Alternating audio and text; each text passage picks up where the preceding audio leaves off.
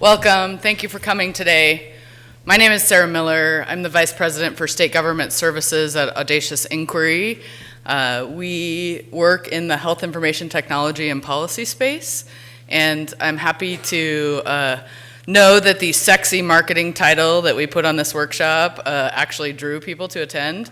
And contrary to other workshops that have happened, we're actually going to talk about this topic as compared to the ones you've been in this week that have a title that are slightly different than what folks are here to talk about. But we've put together a team of folks who operate on all parts of this continuum.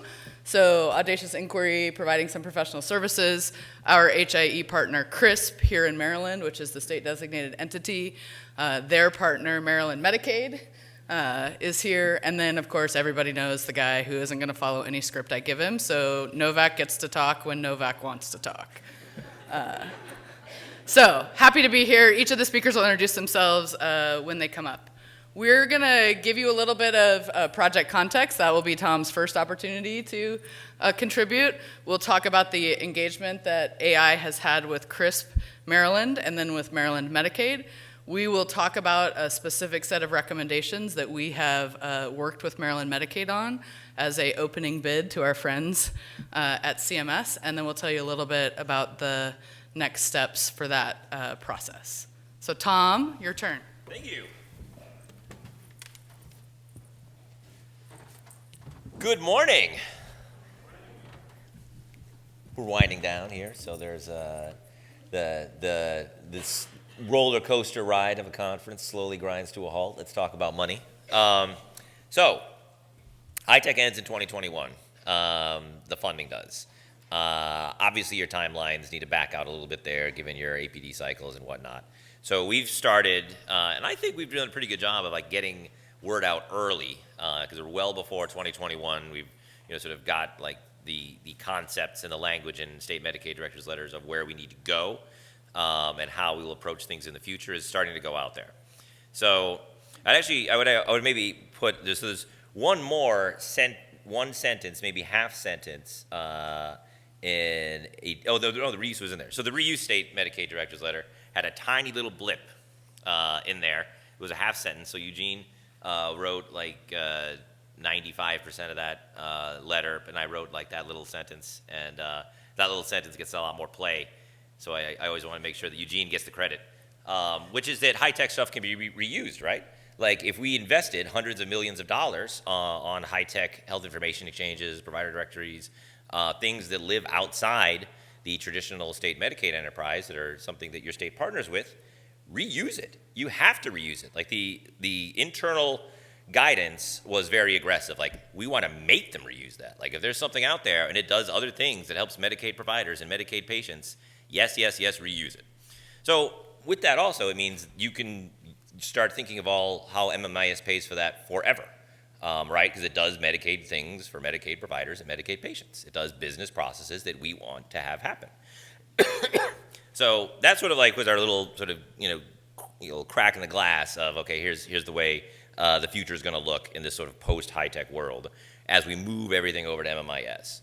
So then in several subsequent state Medicaid directors' letters, the next one being about the opioid crisis, that was a letter that really historically you would have thought was very sort of public health heavy and would not involve Medicaid at all, had it been 5 years earlier.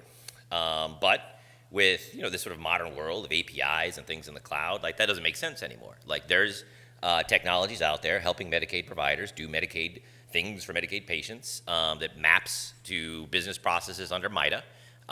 Yes, of course, we absolutely should use it. And our sort of call from leadership on the opioid crisis was sort of all hands on deck. What can we do here? And we're like, we have enhanced match. So we took the letter or the report from the White House Commission or the White House Committee on the Opioid Crisis, which is a really good report. I recommend reading it. It has a lot of good evidence-based interventions and a lot of sort of very specific recommendations. In those recommendations, or I guess of those recommendations, maybe there's 60 total recommendations, maybe 40 have some sort of technology component or a way that technology might complement the efforts. So we went through and we sort of mapped all of those technologies to various buckets of money. Like, is it HITECH? Is it MMIS? Is it both? Here's some approaches. Here's the way you would do it in APD. So we tried to be really specific there as we started, again, moving in that direction towards this sort of future world. Again, with provider directories. When Section 5006 of the 21st Century Cures Act came out, it said that states have to build a fee-for-service provider directory. We built a lot of provider directories already. Getting back to reuse, like, we built them. They're in the states. Your state Medicaid agency might have one, but you also might work with one that is in your HIE that we paid for. Let's reuse that. Let's make that better. Let's see what we can do there. So we want to really signal that you can work with your state health information exchange, particularly if it's going to do something like that, like a requirement that was in the 21st Century Cures Act. So we tried to articulate that and link it to the various funding sources. In that case, that was almost exclusively MMIS, although there could be some situations where there's some high-tech interplay. Like if you're going to add like onboarding to some of these systems, that would be like a high-tech situation because onboarding doesn't exist in the MMIS world. So there could be sort of complementary hybrid approaches in terms of thinking of the buckets of money with some of these efforts. But it's generally all moving in that direction towards the MMIS funding. And then finally, this is like a 37-page SMD, the opportunities to design innovative service delivery system. That actually is probably the entire length of the statute right there. So it's the section 12,003 of the 21st Century Cures Act, and I believe that looks like the totality of section 12,003. It's one sentence. It says something like Medicaid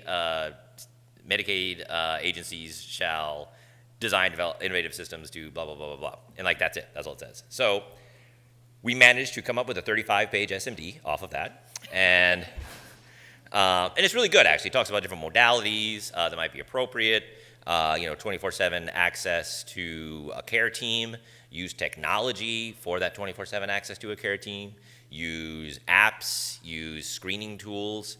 There's sort of a misunderstanding about EPSDT and that you need to have a diagnosis before you can have the screening tool. Like, you can buy screening tools if it's going to help with screening children in a way that'll help with either not even just that state Medicaid director's letter, but their health overall. So we're supportive of those kinds of technologies. So we wanted to put some language in that letter, really making sure that that was clear, that we are able to support those kinds of technologies. So there we sort of loosen up the idea, right? That, okay, now you can start, get towards that world of MMIS. So we're kind of going state by state as to when you make that shift, because I get that question a lot, from HITECH to MMIS, because we don't necessarily want to tell you, go to MMIS APD tomorrow, because it maybe doesn't make sense if you have a sort of a quick project that's going to be, one and done. Look at your timeline. Because again, it's 2021. We have very specific times in there of when the funds are obligated and when they are dispersed and whatnot.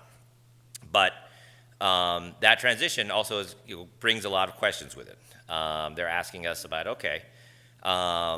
90/10 for MMIS seems pretty easy. Like that's old way. The thing I want to build, I map it to a meaningful use objective or measure under HITECH.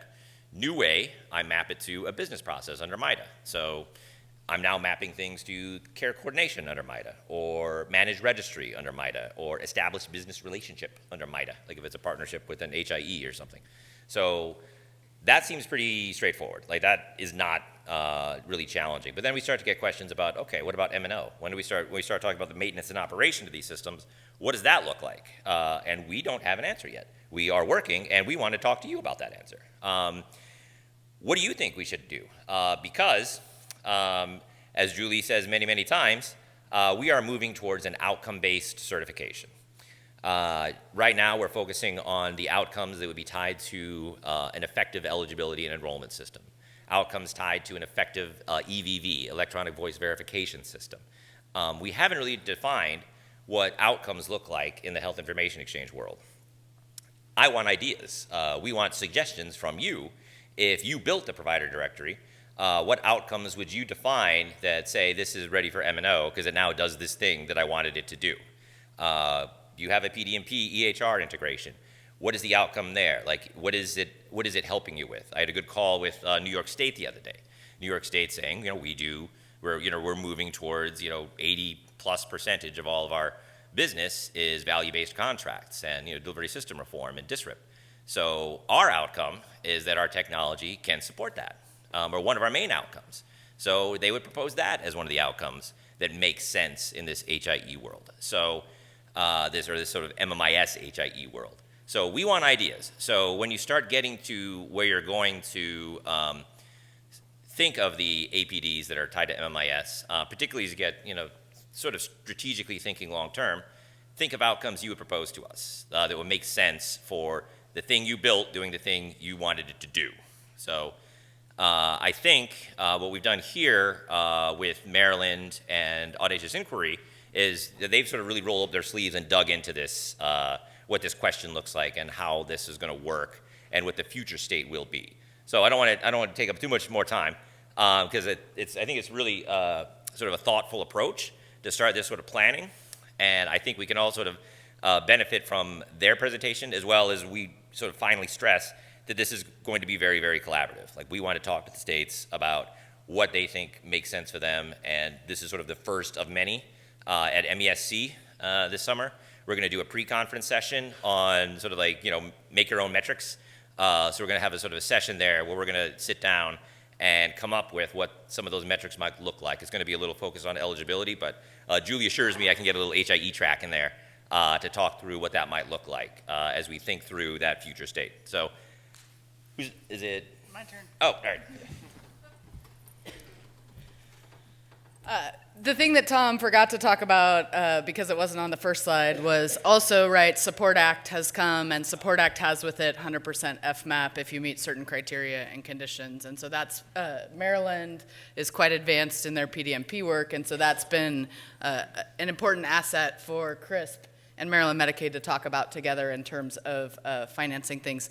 But CRISP is really trying to create a financial sustainability plan for its future, right? Anticipating high-tech money going away. And, some people like to talk about Maryland because it's a place where innovation happens. Other Medicaid states hate to talk about Maryland because global budget exists here, and that changes the rules and dynamics. And so I'll just own that as a thing. And, you can take this work through that lens. But CRISP asked AI to put together an approach and process that would help them think about this in a systemic way. And so we started first with the ONC HITECH HIT maturity model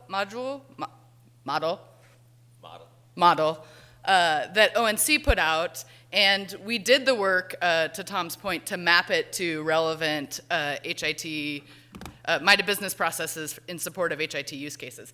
Then after we built the crosswalk, we took CRISP-specific use cases, what they have actually deployed and what they're considering deploying in the future, and identified some good candidates to start the conversation for transitioning funding.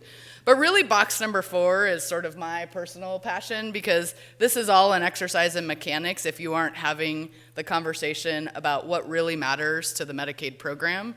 And so it's been a very interesting dialogue for us to have with Maryland Medicaid to be like, what are you in Maryland Medicaid trying to accomplish, and how can the HIE support the objectives that you're trying to achieve? And so Lindsay will talk a little bit about that. And then, from a progression path, we've sort of identified 4 different ones, which we'll talk about. If you've spent any time with the ONC HIE maturity model, Tom liked to call them freshman, sophomore, junior, senior levels, right? And if you've spent any time with the MITA business process model, there's like 8 MITA business processes, which have level 1 to 5. And collectively across the country, state Medicaid agencies have gone backwards in MITA maturity over the last few years as the highest levels seem unattainable. But for the purposes of creating a crosswalk, we had to have categories so that we could map a many to one. And so we took the HIE maturity model and then broke functions for HIEs into 5 categories. So service delivery related things that is HIT funded asset, population health related things, master data management, consumer facing capabilities, and then there's just some back end administrative, that's our other category, right? Because there was some stuff that we couldn't put together. If you've worked in MMIS, you know this model, which is the categories for which MITA business processes exist. There are 10 major business process areas, and then 80 discrete business processes. Some of these things, it will be of no surprise to you, look like things that you might understand from an HIT perspective. Care management, Tom gave away the punchline at the very beginning. But there are other things on here that might be a surprise to you, where functions can really support other things Medicaid programs have to do in these individual business areas. And so we took those two things and put them together in a map that shows, this direction shows you HIT functions to MITA business processes. And there are things that we call direct impact. Everybody's going to agree that those things overlap, and there's an ability to advance business process maturity with those intersections. And partial impacts, as we were doing the mapping exercise, my colleague Kate Kiefert-Riker in the front and I were having conversations about, well, what about if? Like, it could be possibly a potential intersection. And so we created a partial impact category, which is our it could be if, depending on the circumstances of the Medicaid program and the HIE. And so we gave you this version for folks in the room who know HIT, and then we did the reverse. So for folks in the room who know MITA business process areas, we did the reverse mapping so that you could see in each of the different MITA business process areas the number of HIT functions that we think have a direct correlation. And so this then provides the framework in which you can do an evaluation of your individual state-specific experience. And so what that looked like for us in Maryland was we spent time, so Maryland has an HIE, not all states have an HIE, but there's a very robust one here. And the MITA the HIT maturity model requires assessment of governance and technical capabilities before you ever put sort of business process functions on top of it. And so we started in our work with CRISP really talking about how those pieces and parts worked. And you heard Tom say, right, what matters to Medicaid is technology that benefits Medicaid providers, Medicaid program operations, or Medicaid members. And so we really looked, as part of assessing the capabilities, what would happen there. Then we did an environmental scan. So it turns out, I know this will be a surprise to you, even in places where there's good friendship and partnership between the HIE and Maryland Medicaid, there's not always understanding at a programmatic level what either side is trying to accomplish. And so we did an environmental scan where we looked at every Maryland state plan amendment, every Maryland waiver, every Maryland piece of policy documentation between Maryland and CMS, and we said, hey, these are things that really are driving Maryland's Medicaid business priorities, right? To help us identify places where an HIE use case might really provide benefit to the program. We also, in states, look at Secretary of State audits. If you ever want to know the pain a Medicaid director is feeling, you should look at Secretary of State audits, because every Medicaid program funds a certain number of state auditors who are always coming up with nasty findings to get the newspaper headline. And so we looked at those to really sort of get grounded in what might be a compelling case for CRISP to make to Maryland Medicaid. And then we help them think about, Tom told you, right, there are no rules for this. And so when you have no rules, then you have to be in a collaborative dance with your federal funding partners. And so we proposed a process to help facilitate that conversation. So Lindsay will talk about what the value of an HIE is to Medicaid. Great. Thanks, Sarah. So CRISP has really benefited a lot from the HITECH funding. A lot of our core services and innovation has come out of the HITECH funding. And as Tom alluded to earlier, we've been tasked now with thinking about the HITECH, the services, and the different use cases that's been funded out of HITECH. How do we now translate that into the Medicaid enterprise? And so one thing that we've been embarking on is, making sure we understand what are the priorities of Medicaid. And now, as we look at trying to move certain things over time, and then what that longer term path looks like, where do we have that alignment, and how do we plan that out and support those priorities? And so I think with that conversation, that's when we're going to have those compelling use cases come out where we'll be eligible for the enhanced federal funding. So generally, the value added services that we think we can provide to Medicaid, CRISP has worked very hard at providing data at the point of care, trying to integrate the information into the provider workflows as much as possible.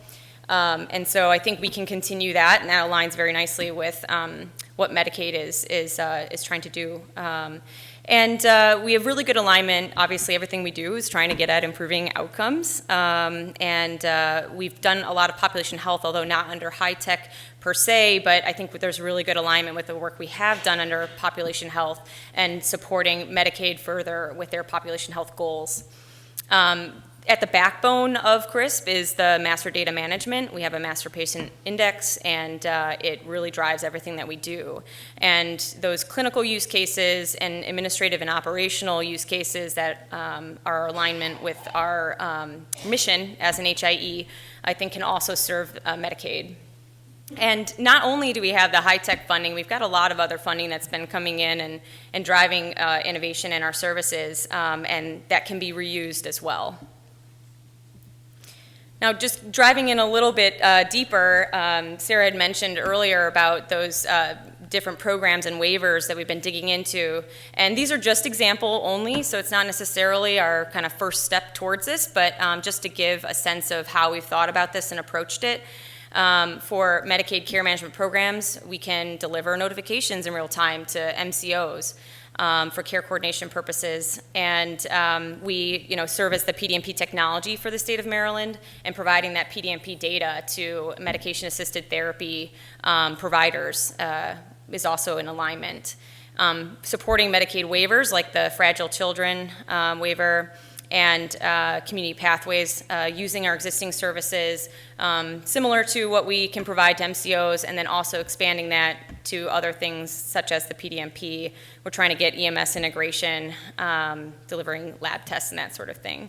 So these are kind of some of the ways that we've been thinking about how we can actually extend those services and support Medicaid. And now to David. Thanks, Lindsay, and thanks, Sarah, for putting this slide together. I know that our leadership has been looking at a lot of this information over the past several weeks, and it's been extremely helpful for us in kind of framing a lot of our discussions, especially as we start to think more at an enterprise level about how we're going to take our MMIS, how we're going to start integrating a lot of our services together. So basically, to talk about Maryland's priorities, I got to go back about a year or so ago when we had like a large meeting within the state where we were going over a list of all the different types of RFPs and RIPDs that we kind of had like in the stream. And there was a lot of different things in there. There were things talking about the MITA modules. There were things talking about things that we needed to get for procurement, audit purposes.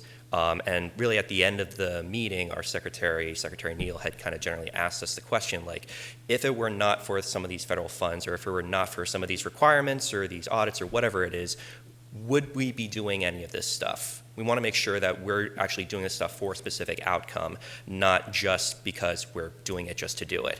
And that really kind of aligns with a lot of it really aligns with our two key objectives that I have up on the screen, which is customer service and program integrity. So really thinking about each one of our different modules and each one of the different services that CRISP provides and that we're getting through the HIE through that lens really helps us to figure out like where we can see within the entire enterprise some of their stuff aligning with us. So we see a lot of the technical services that HIEs perform, especially things like the encounter notification system and PDMP, as being very important to Maryland Medicaid in improving its MITA maturity model. There's a lot of overlap in that stuff between care management, plan management, eligibility enrollment, and many other areas.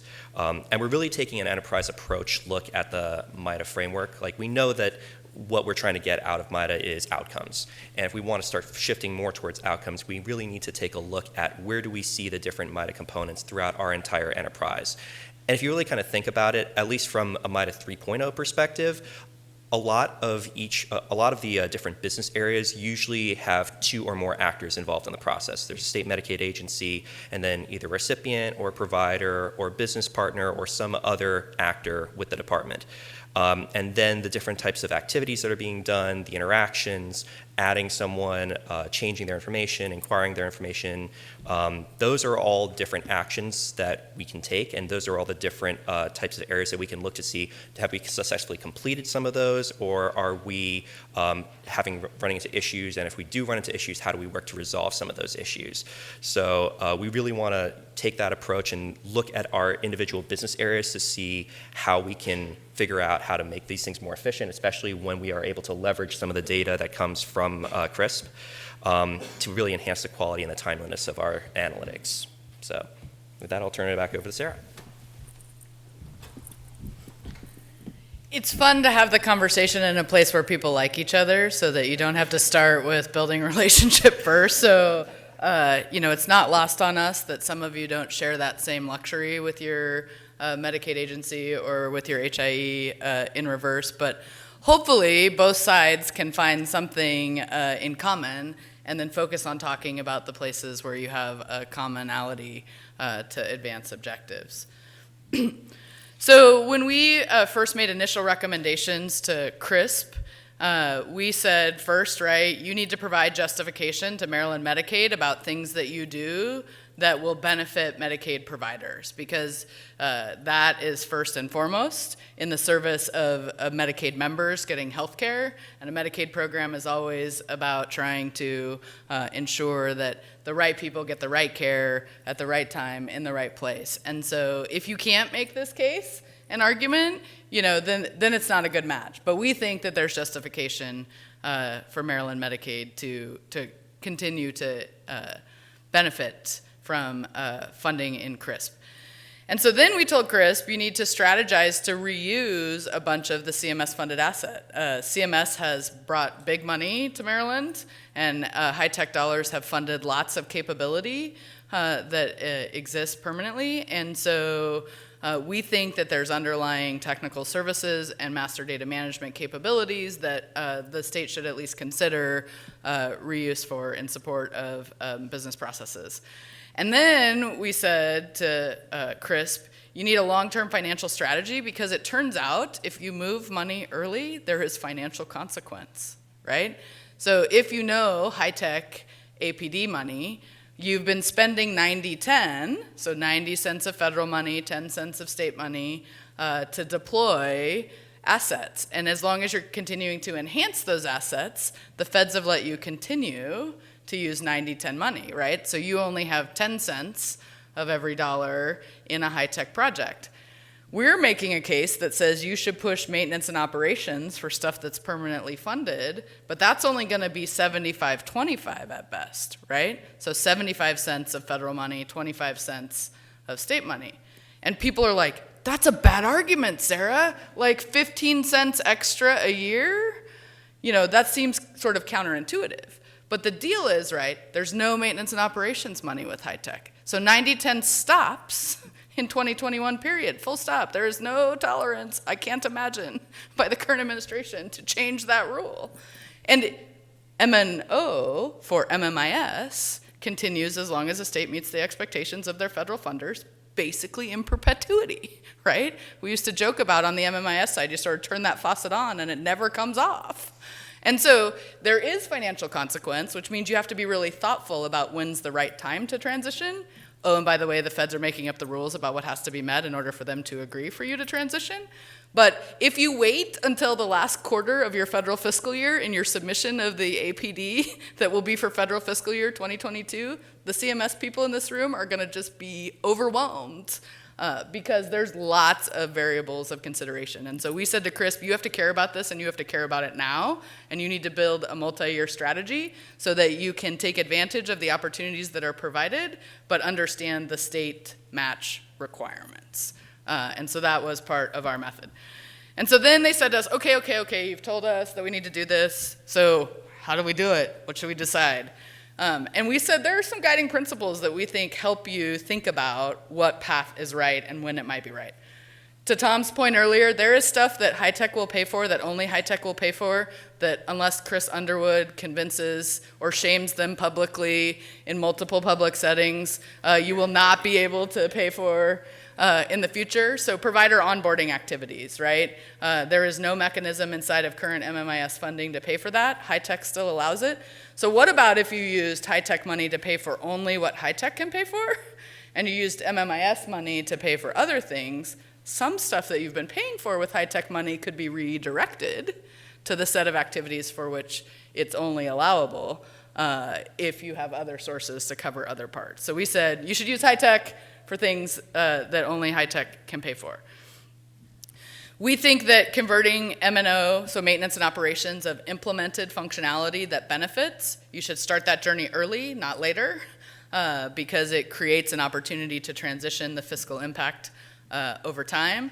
You've heard us talk a lot about, if you're thinking about future functionality in the HIE, like if you as the HIE or HIT organization in your state are planning additional deployments of functionality, what about if you picked ones that Medicaid really wanted instead of all the other HIE customers necessarily really wanted? It's much easier to start new implementation with MMIS money because MMIS money presumes that eventually, once it's implemented, it will be eligible for maintenance and operations, right? You don't have to have this intellectual argument about this HITECH funded asset benefits Medicaid, you should continue to pay for its maintenance.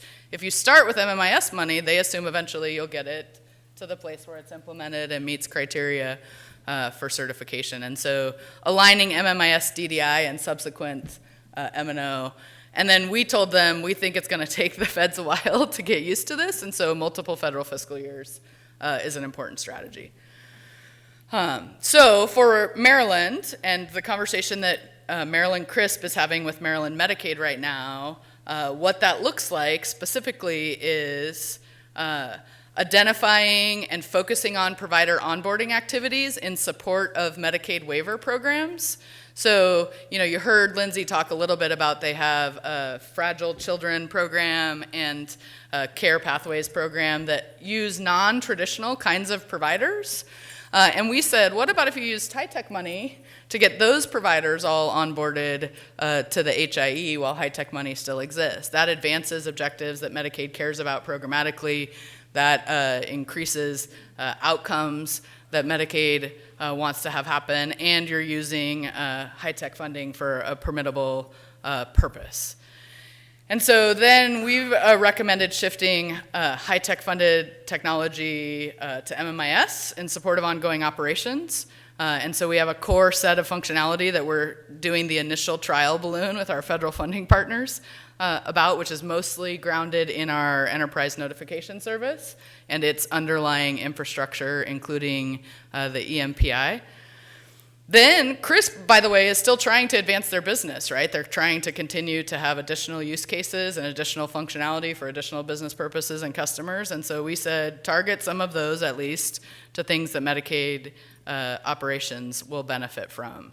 And so you heard David talk about, from a program integrity perspective, there is potential to use information that exists in an HIE for program integrity lens purposes at a Medicaid program that maybe has been a sort of non-traditional viewpoint for how HIE data could be made. And then we tell them you should try and get MMIS to pay for as much as possible of the net new stuff.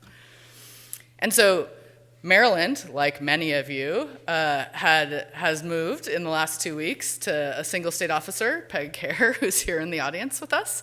Maryland Medicaid has previous existing relationship with Peg for MMIS and E&E, but not for HITECH. And so part of what we needed to do, right, is have a conversation with our new single state officer about what does this look like in the journey that we're on together. And so, Novak, the great think tank, has been contributing opinions on behalf of his organization, but he rightfully said, hey, Maryland, Peg's your gal Friday, and so you need to route things through PEG. And so we've started a dialogue collectively, all four parties, to talk about aligning expectations with phased transition of requests. So we're right now right in the middle of a federal fiscal year, which means many states are actually starting their APD process for the next federal fiscal year. And so the question that we had sort of initially was, would CMS entertain what I call an off-cycle MMIS OAPD request, right? Because OAPD, operations APD, is how you get access to MMIS M&O money. And so part of the conversation that we're having right now is, will they entertain an off-cycle request? If not an off-cycle request, what are the functionality that we can agree together that you will entertain proposed outcomes from Maryland Medicaid as a justification for an operations M&O funding request? And so we've had sort of two initial, I would say, level-setting meetings for all parties, and then Maryland Medicaid is asking for formal technical assistance. You know, one of the things that Tom recommended to me when we first started talking about this is, please don't come ask us a question that you think you know the answer to. Please come have a conversation with us about what's the possible strategy for how to do this, right? Because like all good oversight entities, it's like when you ask your lawyer, is it okay if I do this? You don't want to ask that, right? You want to say to your lawyer, this is what I want to do. And so Tom basically said, come and say, here's what we'd like to do. You help us figure out what's the right method. And so that's a journey that they have agreed to come on together with us. And so with that, we're sort of done with prepared content. We'd like to entertain questions or comments from the audience. Oh, please. So there are two things I wanted to highlight throughout the larger presentation that I think we're might get back on the podium if I might. Yeah. So the maturity model was, and Kate should get the credit for this. So Kate and I are co-founders of the HIE maturity model. I believe it was in a napkin. I think we wrote the first draft.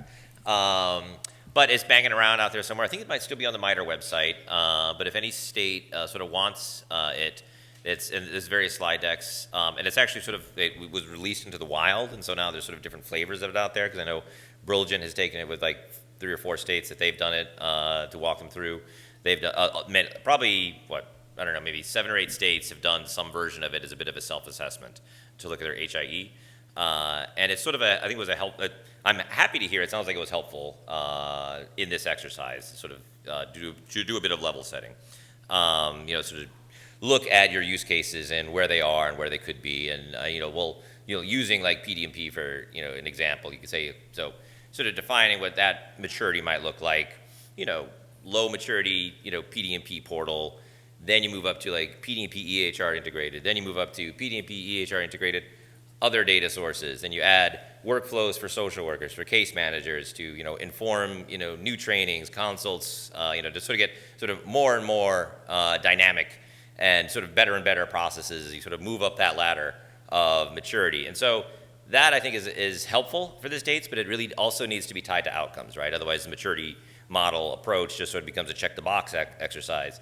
It also needs to sort of, again, be part of this larger effort of looking at the outcomes that did the maturity as it increases get you where you want it to go in terms of outcomes. So plug for that.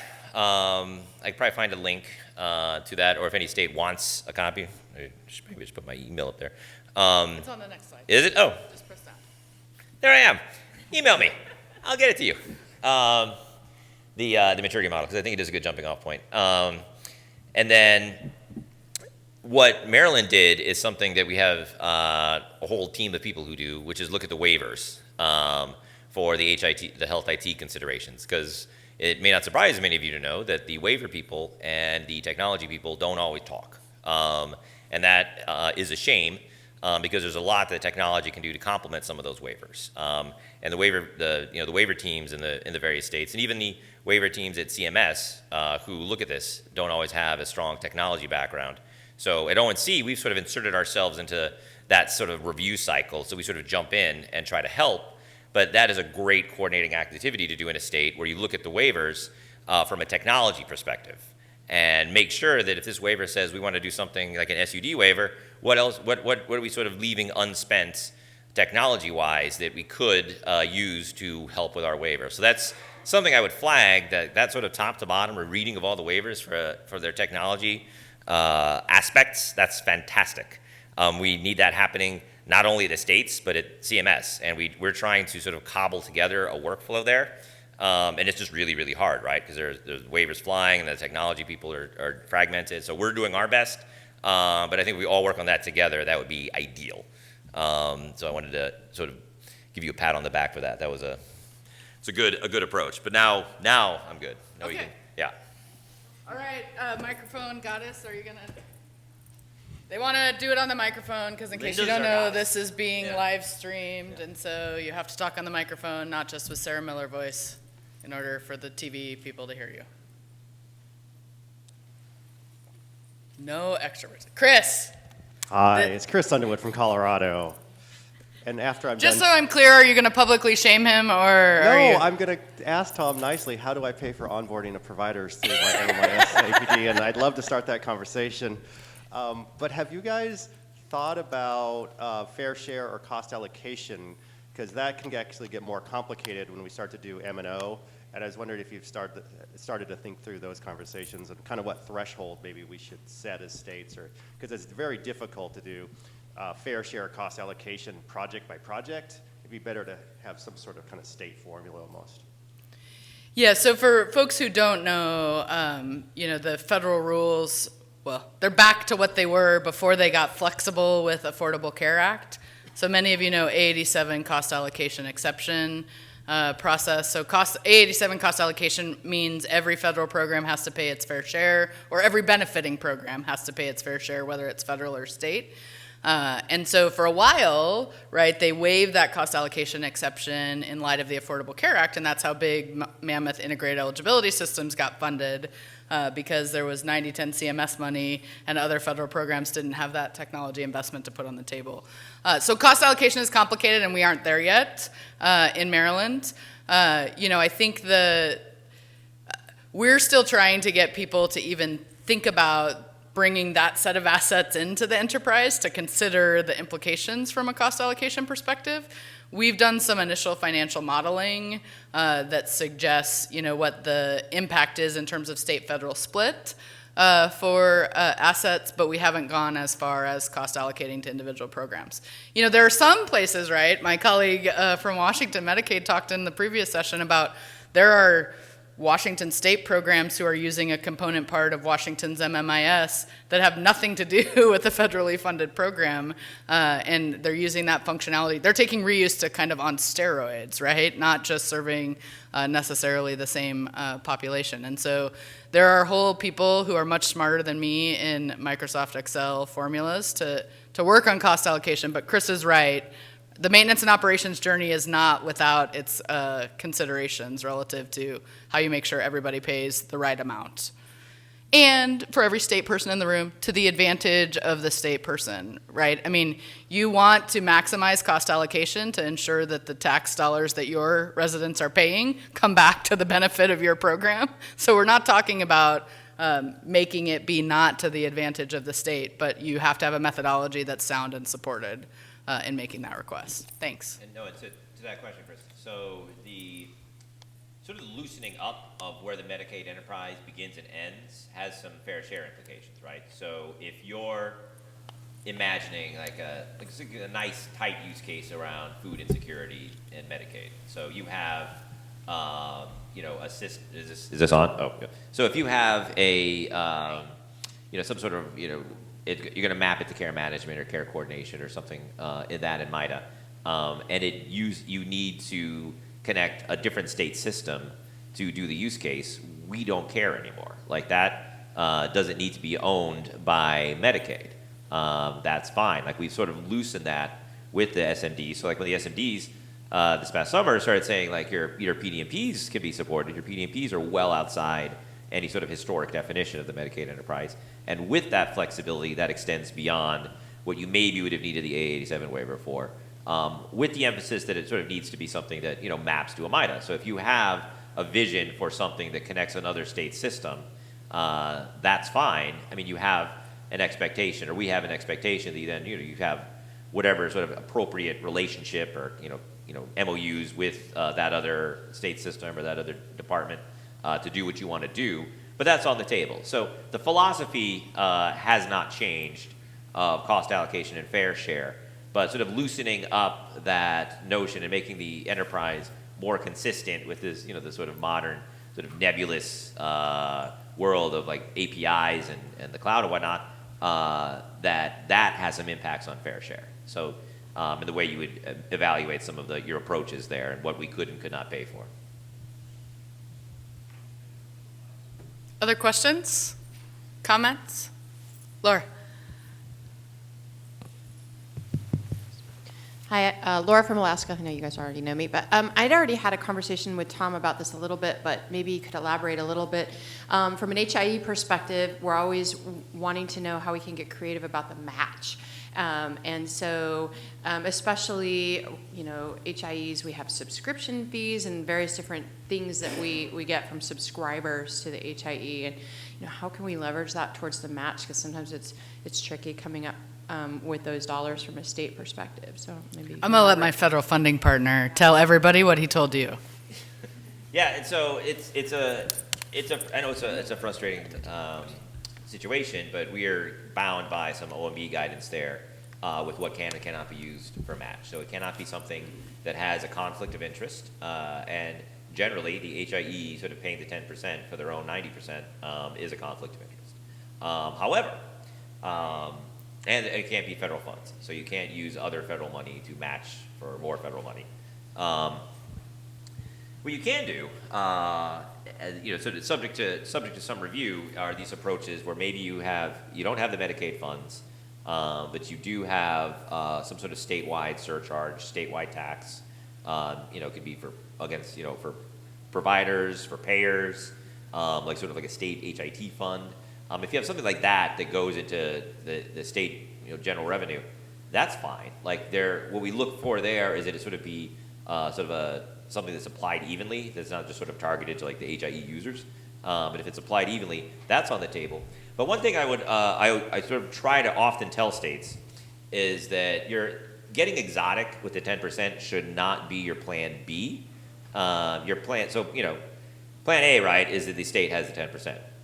Plan B should be escalate the conversation, because we find rather often that if the argument for the thing you want to do is brought up to the right people, and sometimes by the right people at CMS or ONC, if they need some, sort of a more sort of leadership to leadership conversation, that they can find the 10%.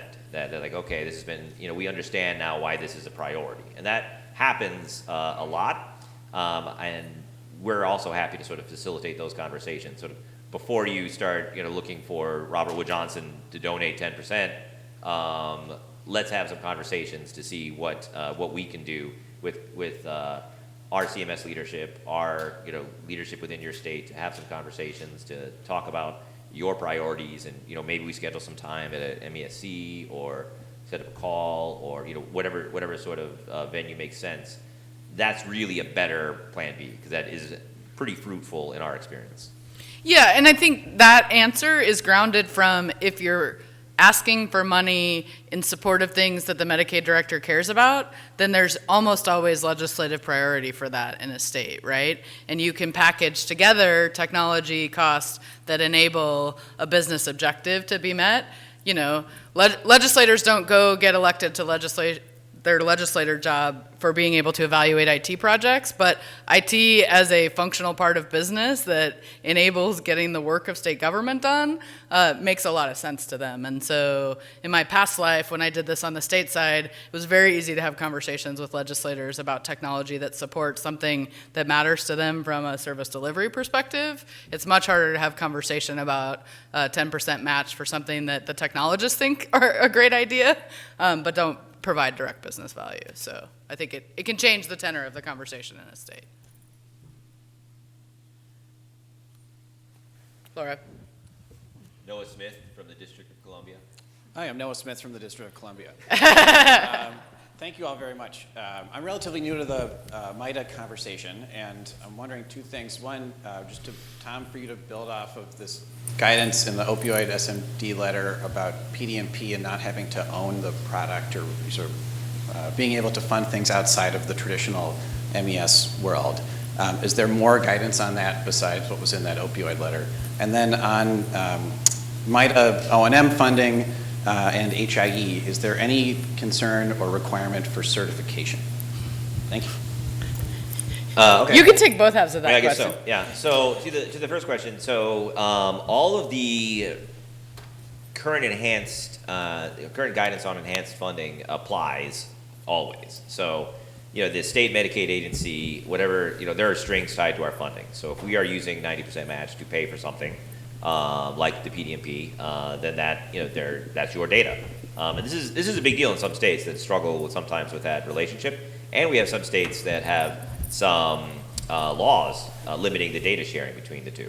So your funding loosens up those strings, right? So if you're paying for it, those are Medicaid dollars. That's your data. We don't always preempt state law. We have to sort of look at your state and what specific law you might have. But generally, that's fine. So if you're using Medicaid funds to support, say, a PDP, again, we would expect you to have the appropriate relationships. It could be a contract. It could be, like, if it's under public health, maybe it's not a contract, maybe it's an MOU, whatever it is. We would expect that relationship to be described somewhere, and the expectations with that relationship and the data sharing and the finance and how that plays out in the APD.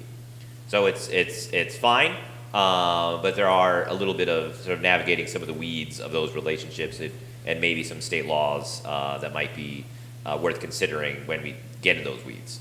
To your second question, no, we have not talked about certification as it relates to HIE, M, and O. As we move towards outcome-based certification, that's going to be the basis of it.